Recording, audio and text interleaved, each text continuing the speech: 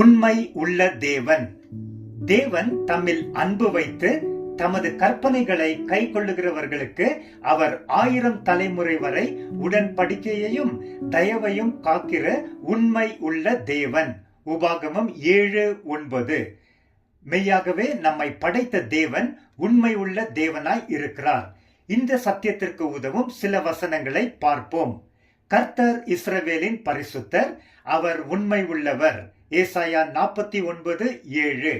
கர்த்தாவே, உம்முடைய உண்மை தலைமுறை தலைமுறையாக இருக்கும். சங்கீதம் 119:90. தம்முடைய குமாரனும் நம்முடைய கர்த்தருமாக இருக்கிற இயேசு கிறிஸ்துவோடு ஐக்கியமாக இருப்பதற்கு உங்களை அழைத்த தேவன் உண்மை உள்ளவர். 1 கொரிந்தியர் 1:9. நாம் உண்மை இல்லாதவர்களாக இருந்தாலும் இயேசு கிறிஸ்து உண்மை உள்ளவராக இருக்கிறார். அவர் தம்மைத்தாமே மறுதலிக்க மாட்டார். 2 தீமோத்தி 2:13.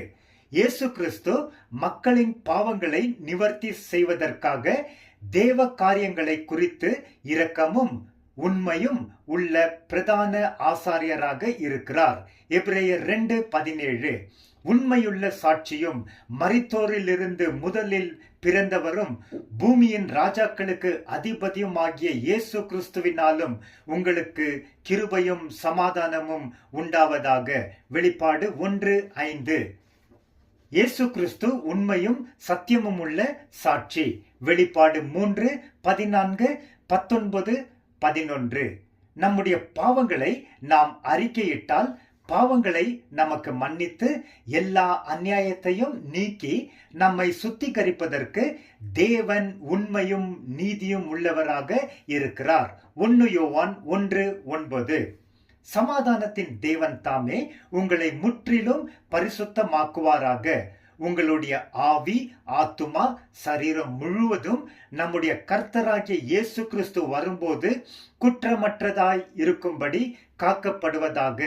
உங்களை அழைக்கிறவர் உண்மை உள்ளவர், அவர் அப்படியே செய்வார். 1 தெசலோனிக்கர் 5:23-24. கர்த்தர் உண்மை உள்ளவர், அவர் உங்களை உறுதிப்படுத்தி தீமையில் இருந்து விலக்கி காத்துக்கொள்வார்.